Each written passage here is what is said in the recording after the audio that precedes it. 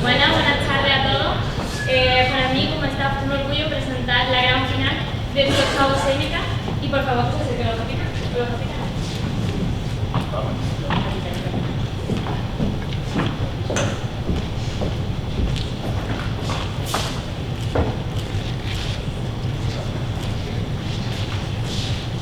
A favor. En contra. Muchísimas gracias.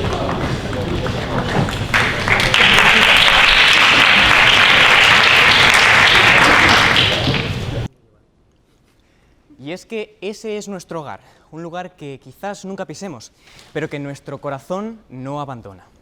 Buenas tardes, me llamo Miguel Serrano y junto con mis compañeros del primer equipo de la Complutense vamos a defender que en efecto sí, la creación de Israel fue legítima. Para ello, vamos a argumentar en torno a la definición de legitimidad proporcionada por la RAE, que consideramos más que adecuada, y es que una acción es legítima cuando es razonable y es justa. Pero también nos apoyamos un poco en la doctrina de derecho internacional, que considera tales cosas como que el fin sea legítimo, la medida adecuada y sea proporcional.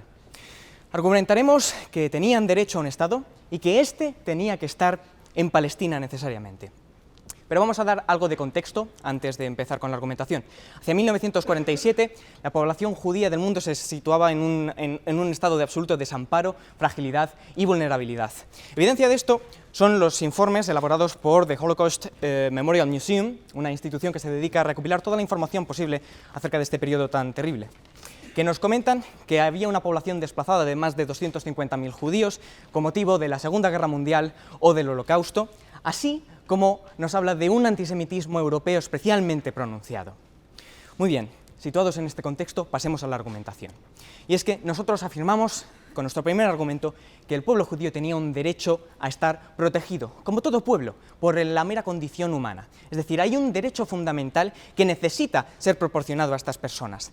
Por tanto, en base a esto, afirmamos que es legítimo la creación de un Estado porque protege dicho derecho. Independientemente de si hay otras soluciones, la creación de un Estado goza de esta legitimidad por protegerlo. Pero es que además parece la única solución posible, dado el antisemitismo que hemos mencionado, así como la mala situación de las grandes potencias que podían albergar quizás esta población tras la Segunda Guerra Mundial, y es que la población misma autóctona se habría opuesto y habría habido enfrentamientos por la situación de crisis. Dicho esto, también afirmamos que el pueblo tiene derecho a un hogar y es que el Estado proporciona precisamente los mecanismos, los coloca en el panorama internacional para que puedan defenderse en sus intereses, les proporciona una infraestructura para controlar sus asuntos interiores de acuerdo a sus ideas y además proporciona fronteras que los guardan. Pero pasemos a nuestro segundo argumento, y es ¿por qué es necesario que sea en Palestina? Ya hemos mencionado los numerosos ejemplos de por qué no puede mantenerse la población en otros lugares, pero es que en Palestina además tenemos una situación propicia. Hablamos de un 30% de población judía, una cifra que no se encuentra en ningún otro lugar. Evidencia de esto es el informe elaborado por la Comisión Especial de las Naciones Unidas para Palestina. Pero más aún, no solo un 30% de población judía en ese lugar, sino que sería el 55% de la población en el territorio finalmente alocado para el Estado de Israel. Más aún, hay que hacer una precisión, y es que toda esa gente que había migró allí voluntariamente, compraron tierras, legítimamente se movieron a ese lugar. Y es que forzarlos a moverse de allí sería la verdadera ilegitimidad. ¿Cuándo se ha visto que se pueda forzar a una población por medio de cualquier acción internacional a que se muevan, a que migren a otro lugar? Pero un tercer punto de análisis en este argumento es que había una relevancia histórica importante y cultural para estas personas. No habría funcionado el establecimiento del Estado israelí en ningún otro lugar, porque las personas no se sentían arraigadas a ningún otro lugar y porque no querían migrar a otro lugar. En base a esto hemos demostrado que también tiene que ser en Palestina. Por estos argumentos, porque tenían derecho a estar protegidos por un Estado y porque este Estado debía estar en Palestina, que creemos que responden perfectamente a la razonabilidad y a la justicia de nuestra definición, en efecto, debe situarse en Palestina y la creación del Estado de Israel fue legítima. Muchas gracias.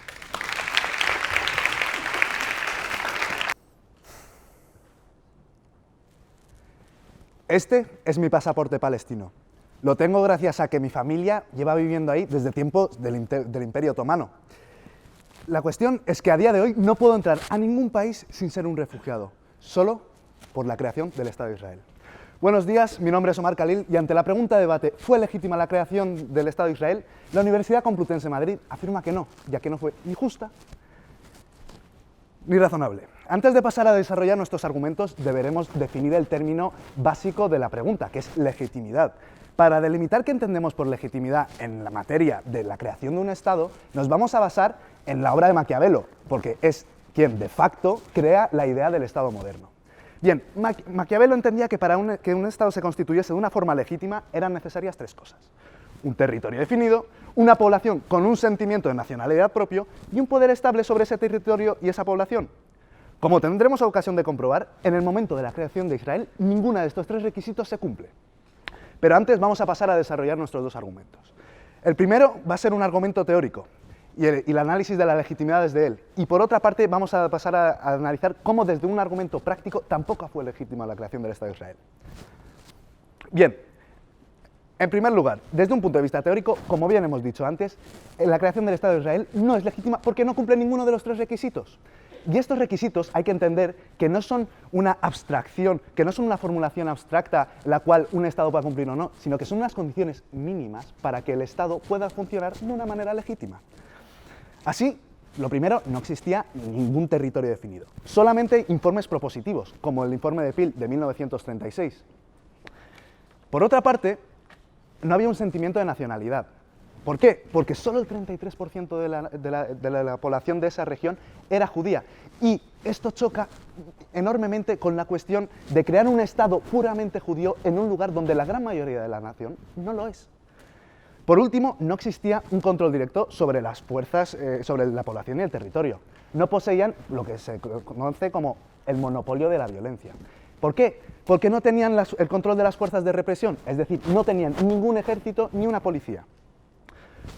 Por lo tanto, si no existía un territorio definido, si no existía una población homogénea y si no había control sobre lo que estaba sucediendo en ese territorio, desde un punto de vista teórico, la creación del Estado de Israel simplemente no fue legítima. En segundo lugar, desde un punto de vista práctico, la creación del Estado de Israel no fue legítima porque fue muy lesiva y porque había otras opciones infinitamente menos lesivas. La creación del Estado de Israel tenemos que entender que dio lugar a un acontecimiento muy importante, que es la Guerra de la Independencia. La cuestión es que la pregunta es ¿fue? Y por eso nosotros vamos a demostrar que esta potencialidad ya existía mucho antes de la creación del Estado de Israel. Así lo evidencia esta carta de la Liga Árabe, en la cual rechaza toda idea de creación de Estado judío. ¿Qué es lo que pasó? En el momento en el que se declara el Estado judío, entramos en la Guerra de la Independencia, donde mueren más de 20.000 personas. Además, por otro lado, y algo también muy importante, es que se produjeron ataques contra toda la población de etnia judía que bajo ningún concepto se encontraba en esa zona, sino que se colocaban en el norte de África y en la zona de Estados Unidos. Mi refutador pasará a desarrollar más este argumento. Por otro lado, nosotros tenemos que entender que frente a todo esto había una alternativa infinitamente menos lesiva. Así lo dice el informe de la UNSCOP, el cual habla de que un Estado federal podría haber sido infinitamente más beneficioso. Por todo ello, por un argumento teórico y un argumento práctico, no fue legítima la creación del Estado de Israel. Muchas gracias.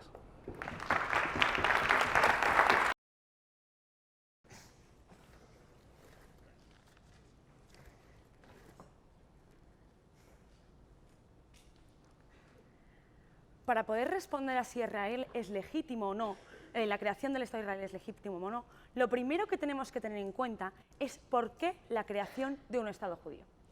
Ya Miguel les explicaba por qué los judíos tenían un derecho a estar protegidos y cómo existía una gran vulnerabilidad en todo.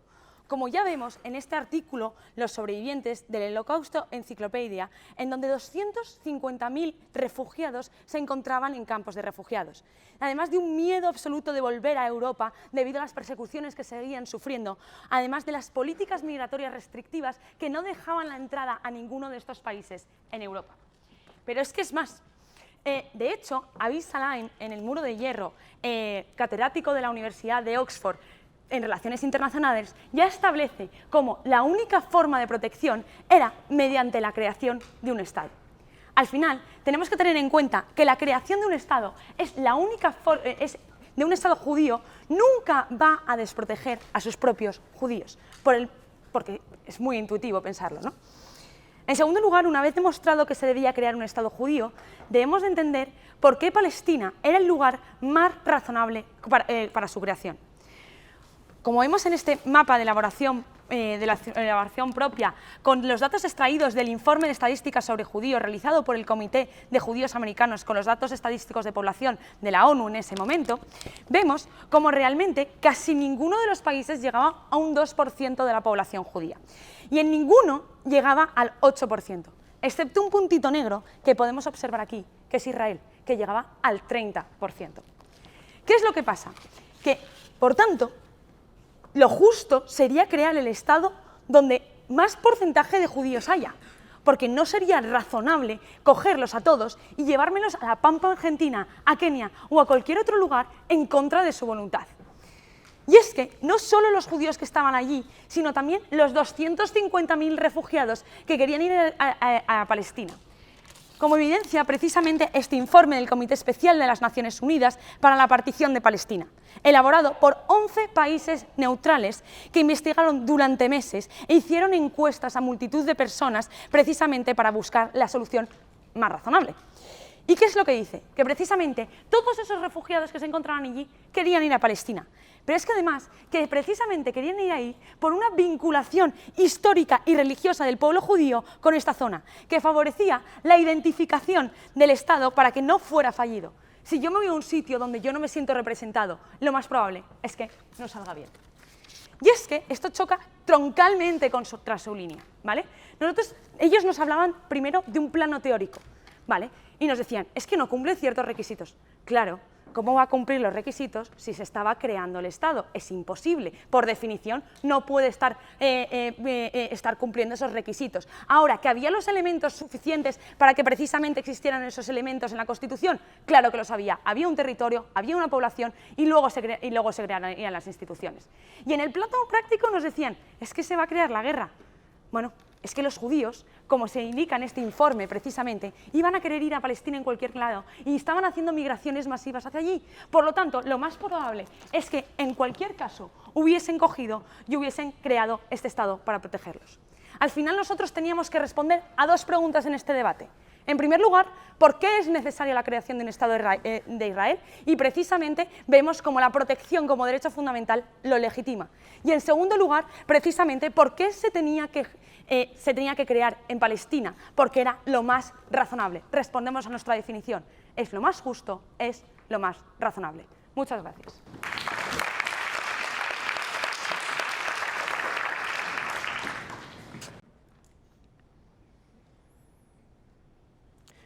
Acabo de robar esto de la Universidad de UCO. Lo he robado. Justamente lo que hicieron los israelitas con los palestinos. Bien, buenos días, mi nombre es Alonso Corral y voy a realizar una construcción de mi línea mientras realizo algunas refutaciones. Bien, empecemos con nuestros tres principios de Maquiavelo. Empecemos con el primero, el territorio. Bien, ¿por qué tiene el territorio? Justamente para crear para un Estado es necesario que haya unas fronteras, ¿no? Parece bastante intuitivo que es necesario que haya una serie de fronteras y una serie de límites en el cual se puede establecer dónde entra y dónde sale mi Estado. Bien, aquí había dos problemas con Israel.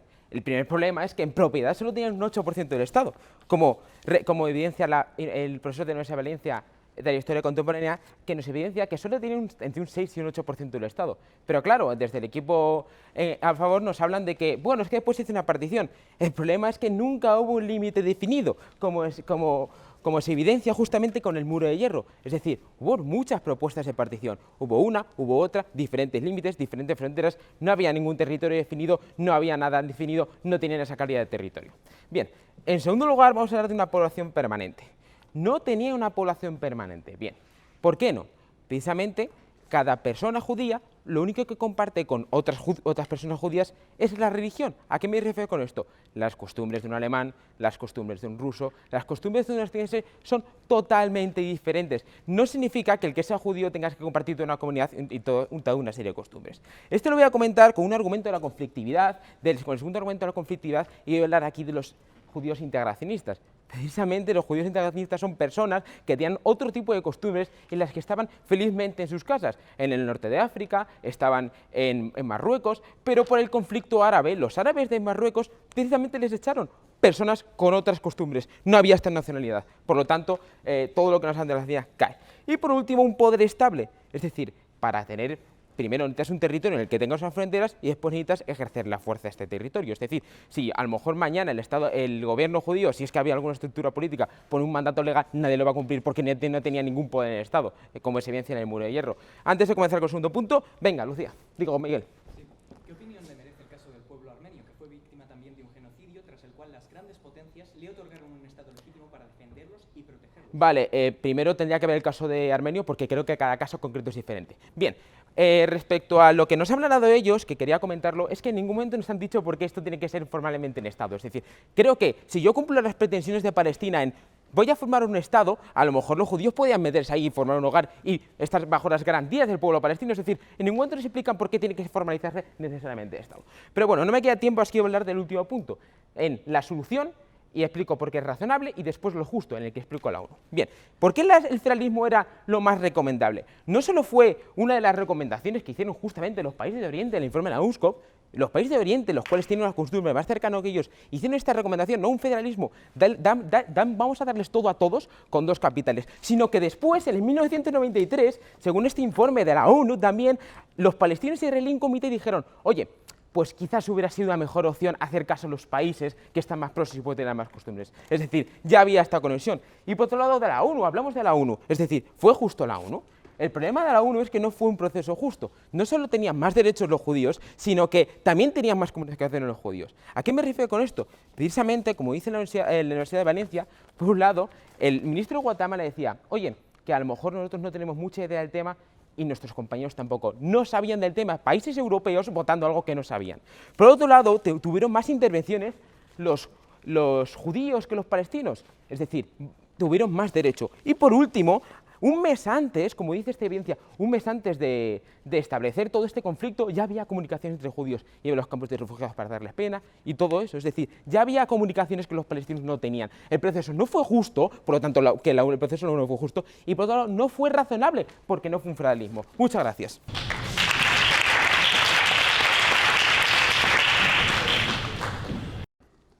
La importancia del problema árabe, palidece en comparación con la del problema judío. Los árabes tienen enormes espacios fuera de Palestina, mientras que para nosotros, que hemos sufrido la persecución y los horrores de Europa, Palestina constituye nuestro único paraíso posible. En esto se fundamenta nuestra línea, en estas palabras de Ben Gurión, el máximo representante del sionismo durante la década de los 30 y los 40. El equipo contrario ha intentado llevarnos hacia un área que no es nuestra línea. Nos han intentado explicar cómo no tenían una nación. Puede ser que no la tuviesen, pero todos tenían algo en común, y es que querían ser protegidos, querían poder vivir tranquilos, querían poder vivir en un estado que no fuese antisemita y que no fuese en contra de sus derechos sistemáticamente. Podían no ser una nación, pero tenían el derecho y la legitimidad de tener un estado que les protegiese. Vamos a pasar a su argumentación. Nos traen dos argumentos, uno teórico y uno práctico. En el primer argumento teórico nos explican cómo Maquiavelo exponen los elementos del Estado. Y atención, los elementos del Estado. No los requisitos para constituir un Estado, sino los elementos. Obviamente los elementos del Estado son cuando el Estado existe. Los elementos del Estado no pueden existir antes del Estado. Solamente con esto, todas sus peticiones, todas sus tres partes de este argumento no entran a debate, porque obviamente el Estado no existía cuando se creó. Una vez que se crea, sí pasan a tener territorio, pasan a tener población y gobierno. En cualquier caso, entremos. El territorio. No nos pueden exigir que tuviesen un territorio antes, pero en cualquier caso tenían propiedades privadas, que no era lo mismo, pero eran grandes territorios desiertos con mayoría judía. Además, nos plantean que existían varias propuestas. Ciertamente existían varias propuestas y tras analizarlas encontraron que la mejor era la judía.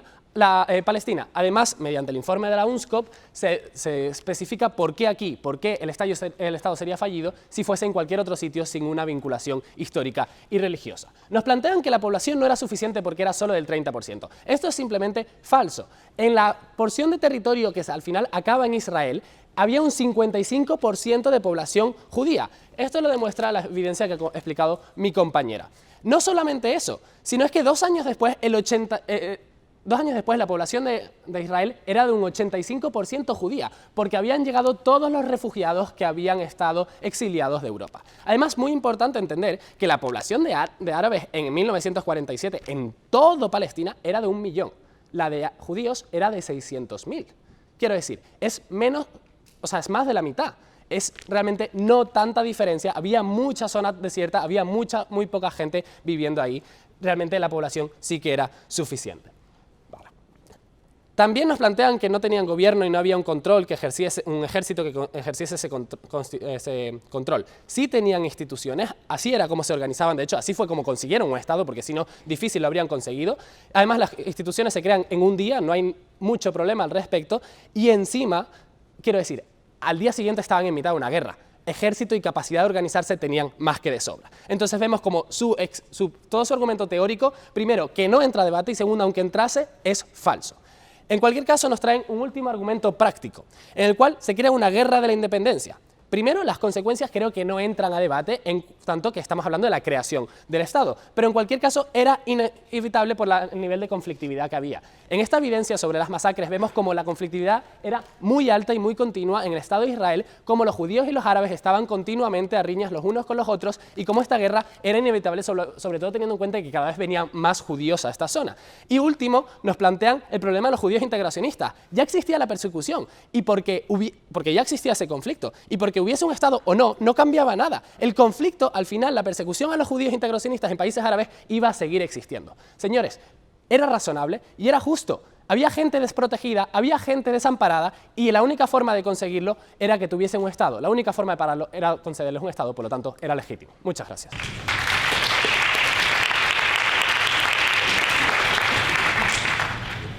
Comienzo refutando al equipo contrario. Estamos de acuerdo en el contexto de discriminación que han sufrido los judíos a lo largo de toda la historia, más concretamente focalizado en el siglo XX. No entiendo en ningún momento la relación entre esa discriminación con un Estado.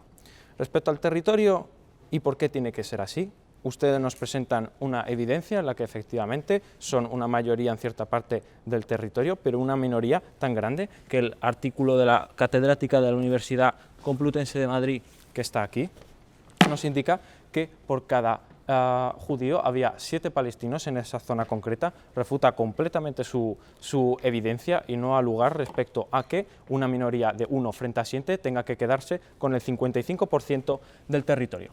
Respecto a las condiciones de Maquiavelo como propuesta teórica que hemos planteado, y Raúl nos ha refutado diciendo, ya, es que las condiciones de Maquiavelo se tienen que dar cuando el Estado está compuesto, ya, pero es que la cosa es que se tienen que dar antes, es decir, las condiciones de Maquiavelo teóricas se tienen que dar antes de que haya un Estado para que sea legitimado, al menos teóricamente. Respecto a lo de la compra de los territorios comprados, vamos a ver, el hecho, por ejemplo, en Mallorca, los alemanes tienen media isla comprada y eso no le legitima a llegar y decir, mira, tío, es que tengo todas las propiedades aquí y por lo tanto estoy más legitimado para quedarme con el territorio y crear un Estado independiente. No ha lugar. Respecto a la violencia, el hecho de que los judíos tuvieran una mayor potencialidad económica y militar para imponer la fuerza, no nos estamos refiriendo a eso con el monopolio de la violencia. El monopolio de la violencia significa que tú puedas imponer un orden en el Estado, es decir, como nosotros tenemos ahora. Nosotros, si nos portamos mal, viene la policía y nos castiga. El monopolio de la violencia no quiere decir que vengan con bombas a destrozarnos. Hay una evidencia maravillosa de la Espasa Calpe en la que dice que en las ciudades los judíos ametrallaron con bombas y pistolas de diverso calibre a la población, mientras que los árabes contraatacaban con palos y piedras. Creo que es suficientemente evidencia para decir que la desproporcionalidad que tuvieran en los medios no significa, uno, que estuviera más legitimado para hacerse con para crear un Estado, y 2, que tuvieran más legitimidad respecto a la violencia. Vamos a ver, no hubo ningún sentimiento, hubo un sentimiento de nacionalidad solo en una parte de los judíos, es decir, religión no es lo mismo que nacionalidad. No compartían todos los judíos del mundo que estaban en Estados Unidos, en Asia, en el este de Europa, en el noreste de África, no compartían ni un territorio, ni una lengua, ni una forma de vida. No ha lugar a conglomerarlos todos de esa manera, yendo contrariamente a toda su forma de vida, al lugar en el que residen, a conglomerarlos todos en un mismo sitio. No explican en ningún momento por qué toda la relación y argumentación que nos ha traído tiene que ser en una forma jurídica de Estado. Es decir, ¿por qué tiene que ser una forma jurídica de Estado y no otra? Pregunta, Lucía. Miguel. ¿Puede razonarnos mínimamente por qué es necesario que se cumplan esas condiciones de legitimidad? Es decir, nosotros hemos aportado un razonamiento... Pues porque Maquiavelo es el que sienta las bases de la creación de los estados a partir del siglo XIX en adelante para la mayoría de los países europeos. Nosotros, con decir que hay unos conflictos irreconciliables, nos referimos a los años 20, 30, 40, en la que tensión es constante y Inglaterra se ve obligada a retirarse del territorio ante la constante negativa. Los árabes, en las reuniones que tuvieron lugar en el finales del siglo XIX y principios del siglo XX, nunca tuvieron éxito y llegó hasta el punto de que los británicos se tuvieron que ir de este lugar. Esto es como decir que, venga, no quieres, pues insisto, cuando sabía que había una potencialidad de conflicto tremendamente grande, que esto podía llegar muy lejos, y aún así se siguió. Es muy destacable que los países de Oriente Medio de la ONU, como Irak, Irán, Egipto, India, etc., votaron en contra de la escisión de estos dos territorios, y esto significa que eran los países más vecinos, que eran los que conocían mejor el conflicto, mejor el territorio, y por lo tanto estaban más en posición de defender que no era legítimo. Muchas gracias.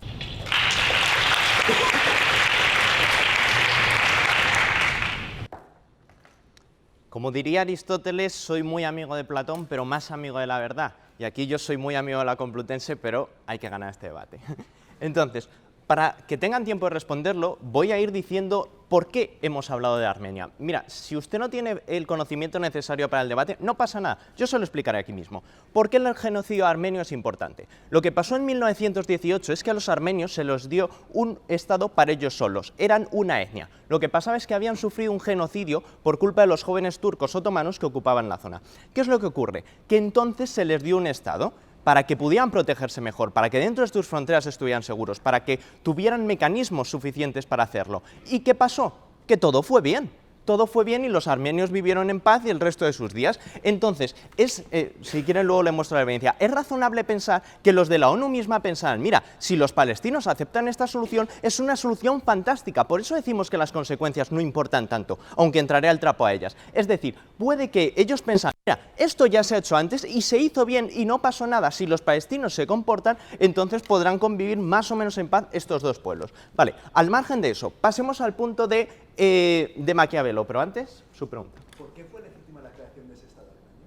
Sí, creo que es muy intuitivo porque lo he dicho. Creo que la legitimación viene por parte incluso de la introducción de Miguel. Los seres humanos tienen derecho a estar protegidos y los armenios estarían más protegidos con su propio Estado. Vale. ¿Qué pasa con lo de Maquiavelo? Mire, aparte que Maquiavelo es el siglo XVII y es una gran falacia de autoridad, que lo ha dicho Maquiavelo, hay un punto que es fundamental y es, no nos han llegado a explicar o razonar la diferencia entre que esos sean requisitos y que esos sean descripciones de un Estado, porque si asumiésemos esa premisa, muchos de los Estados no serían legítimos para poder existir o poder crearse. Lo noto más como un catálogo de que los Estados tienen estas cosas que tienen que tener estas cosas para ser Estados. Así que es una diferencia notable. Pero vayamos con lo de las consecuencias. Mira, ustedes me hablaron de que había una guerra, de que tal y cual. Sí, ¿qué es lo que ocurre? Que la guerra era un poco inevitable. Los judíos iban a ir sí o sí. Ya decía acerca del primer ministro israelí, Raúl, que era un deseo de ir a este sitio. Y creo que hay una pregunta fundamental que nos tenemos que hacer sobre este punto en el que chocan los argumentos. Y es, vale, imaginemos que la ONU declara el Estado israelí de los judíos se ubica en el centro de Argentina, donde no hay absolutamente nada y no les importa mucho. O en Uganda. ¿Hubieran ido ahí? Pues claro que no, ellos querían ir a Palestina y iban a ir sí o sí, el conflicto estaba servido. Entonces, ¿qué es lo que ocurre? Que si el conflicto está servido van a estar así más protegidos, así al menos tienen fronteras, así al menos se pueden proteger unos de unos y los otros de otros, así al menos pueden ir a la Corte Penal Internacional para reclamar ciertos derechos. Si bien es cierto que finalmente los palestinos dijeron, lo rechazamos, que no nos reconozcan como Estado en la comunidad internacional y preferimos todo eso. Pero vayamos un paso más allá, porque ellos han hablado de alternativas, de que había otras cuestiones y que de la ONU se hizo todo mal. Mira, aquí hay un punto fundamental. De alguna forma esto eran las reglas del juego y Palestina entró en el juego. Sí, bueno, en la ONU a veces se hacen cosas mal. ¿Dónde nos hace todo mal? Incluso en nuestro gobierno vamos al hospital, hay sanidad, aunque sabemos que detrás habrá alguna cosa turbia. Pues sí, pero ahí había unas reglas, ahí se hizo una comisión y me dicen, por cierto, había un embajador que decía, yo no sé nada del tema. Primero, normal que no supiese nada del tema, era algo nuevo. Y segundo, porque eso es malo. Mejor que no sepa nada del tema. Yo cuando vengo a juzgar entiendo normal que los jueces no sepan del tema porque son más imparciales. Yo vengo y se lo explico y habrá otra parte que venga y se lo explique. Así está mucho mejor puesto. Es decir, esa imparcialidad por la falta de conocimiento puede ser incluso positiva, que había países como Uruguay o Filipinas que tenían que ponerse a estudiar el tema desde un punto de vista más objetivo, con altura de miras.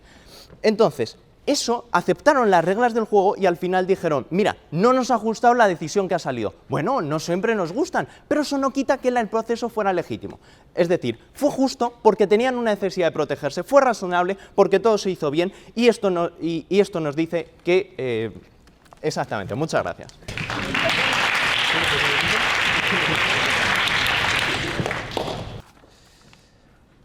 Bueno, pues como Fukuda me ha robado el exordio, creo que mi exordio será simplemente agradecer al equipo de la Universidad Complutense porque me lo he pasado pirata debatiendo con ellos este fin de semana. Vamos a pasar a refutar todos sus argumentos. En primer lugar, nos han traído fundamentalmente el derecho a estar protegido. Vale, vamos a explicar en primer lugar por qué esta medida no les protege.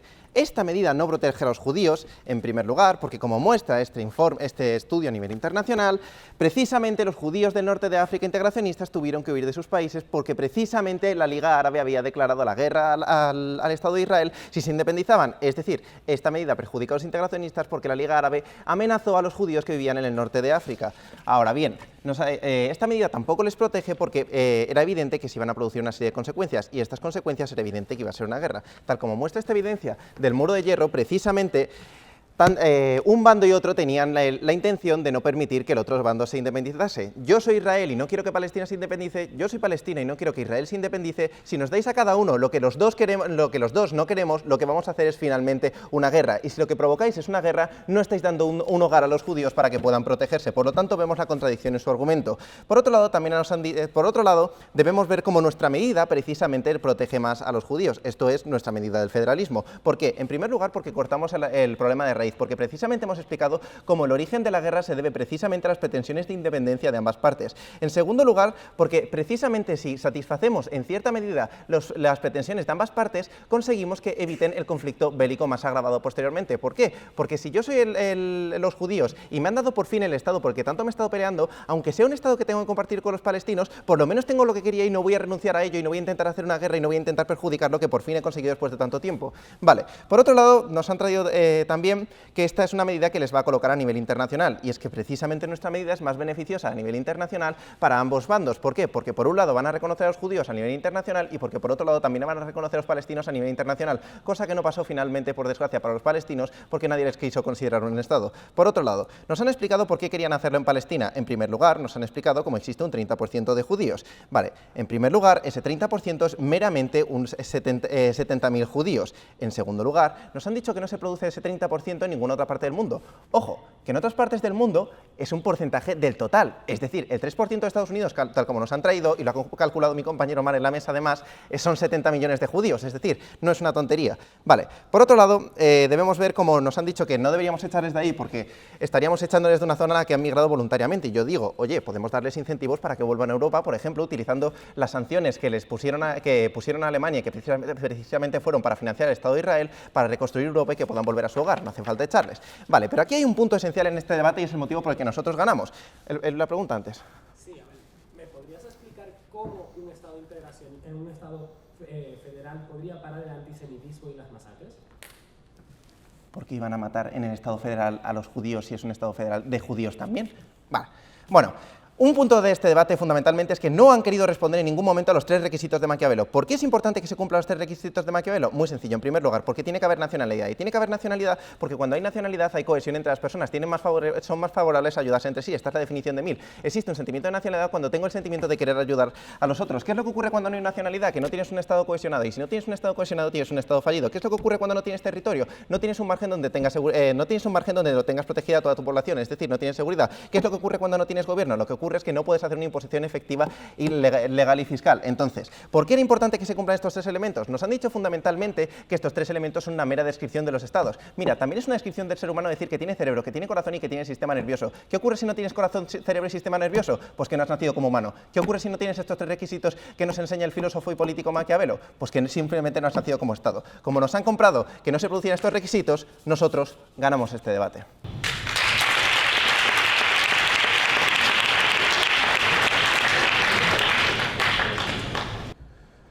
Buenas tardes, mi nombre es John Díez Iriondo y en calidad de conclusor del equipo Complutense 2 me gustaría, en primer lugar agradecer lo maravilloso que ha sido este torneo para nosotros, lo bien que nos lo hemos pasado todos, agradecer a la Complutense 1 este magnífico debate y empezar a definir un poco por los tiros por donde va su línea y por qué consideramos que nuestros argumentos, muchos de ellos chocan directamente con sus puntos y no solo eso, sino que tienen bastante más peso. En primer lugar, se nos habla de un derecho fundamental a la protección del pueblo judío.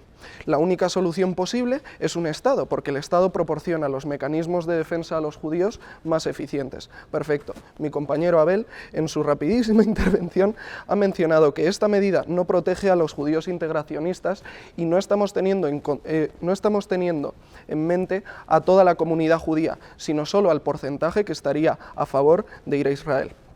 Su segundo punto es ¿por qué Israel en Palestina y no en Argentina, como nos han comentado?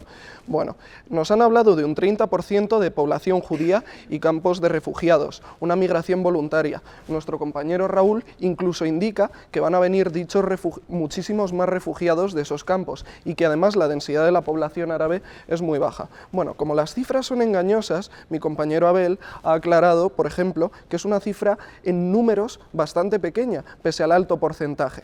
Y además, el equipo Complutense 1 ha dicho que sería ilegítimo forzarlos a irse de allí. Perfecto. Mi compañero Abel ha indicado que podríamos convencerles para irse de allí. En ningún momento nuestro equipo ha presentado una opción de expulsarles por la fuerza. Por lo tanto, no entendemos muy bien ese punto. Mi compañero Alonso indica, además, que la decisión tomada por las Naciones Unidas no es la mejor decisión. Es una decisión fallida y es un error, y propone la alternativa federal que explicaremos mejor en nuestro en contra. Vale, el compañero Fukuda habla de que dichos fallos son normales dentro del funcionamiento de un órgano. Bueno, mi compañero Abel ha indicado que, aunque esos fallos se den, quiero decir, los fallos no tienen por qué ser legítimos. Ha hablado de que la solución perjudica a ambos bandos y de que al final nadie se lleva ningún tipo de beneficio. Hablando un poco de su línea, vamos a proceder a indicar los argumentos que hemos construido. El primero es teórico. Hablamos de Maquiavelo, hablamos del territorio, hablamos de la población y hablamos del control político. Mi compañero Alonso ha indicado, bien evidenciado, que antes de la creación solamente los judíos poseían el 8% del territorio y además que dicho territorio era irregular, estaba comprado y se iba alternando. Por supuesto, ha considerado que la propiedad privada no es para nada lo mismo, que crear un Estado. Hemos hablado de la nacionalidad y de la población, hemos hablado de multiculturalidad y multinacionalidad en los judíos y nos han dicho que tienen en común un interés de Israel. Perfecto, no se ha considerado que eso crea una nacionalidad, como bien ha dicho Abel. Además, nos han comprado que no cumple los requisitos y que se configuraría más tarde. Bueno, básicamente, como bien ha indicado mi compañero, no solo son los requisitos de legitimación de un Estado, sino que más importante, son los elementos esenciales para que el mismo exista. Por lo tanto, si no tenemos territorio, población, control político, o una de ellas tres, como bien ha indicado, no se podría dar un Estado. Además, hemos proporcionado una alternativa de Estado federal que no consideramos que se haya refutado efectivamente, por el hecho de que hemos propuesto que eso evitaría la independencia de ambas partes y evitaría el conflicto. Además, hemos hablado de los judíos integracionistas y Raúl ha dicho que ya existía la persecución a los judíos anteriormente, pero eso lo hemos tratado en la refutación de su punto. Muchísimas gracias.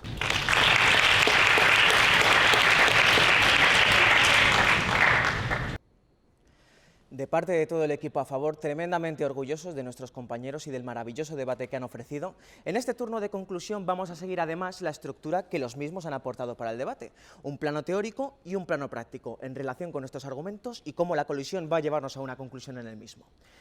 En el plano teórico nosotros hablábamos de que estos señores, los judíos, tienen un derecho a estar protegidos. Nos preguntaban muchas veces, oigan, ¿por qué un Estado va a ayudar a la protección mayor efectiva?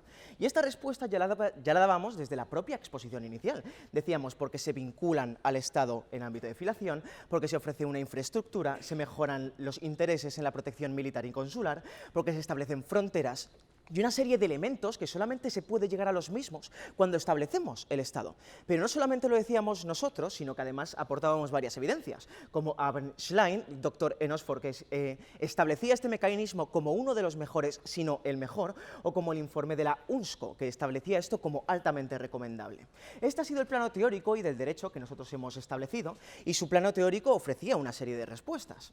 Nos decía, no cumple con los requisitos que establece Maquiavelo. Ya le decíamos, bueno, vale, no cumple con los requisitos que establece un pensador, que además nos decía, sienta las bases de la creación de los estados. Esto ha sido refutado por parte de mi compañero Raúl, y es que no habla de los elementos constitutivos del Estado como tal, sino los necesarios en el ámbito de cuando ya existe, cuando tiene territorio, población y gobierno. Evidentemente, en este momento no podíamos afirmar con carácter absoluto que lo tuviesen, pero es que además sí ya dábamos algunos razonamientos como, bueno, al menos os estaba en este territorio o la situación en el mismo que habían adquirido de forma legítima por la compraventa.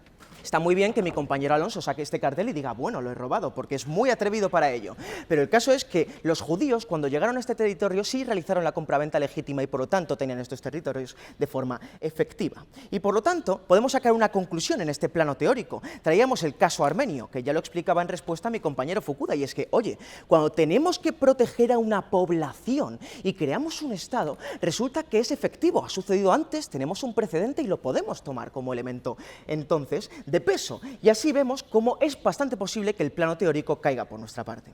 No solamente nos vamos en nuestro plano teórico, sino también el práctico, su práctico o nuestro por qué tiene que realizarse en el ámbito de Palestina. Nosotros explicábamos que el 30% del territorio de Palestina ya pertenecía a los judíos, pero a través del plan de partición sería el 55% del mismo, que existía una migración voluntaria, que además es legítima por los elementos que hemos explicado y que tiene mucha relevancia histórica por el arraigo y por la sensación de cultura y religión que tenían los judíos. No solamente lo decíamos nosotros, sino la evidencia del informe del Comité Especial de Naciones Unidas, que realizaba estas encuestas a los individuos y lo interpretaba como tal.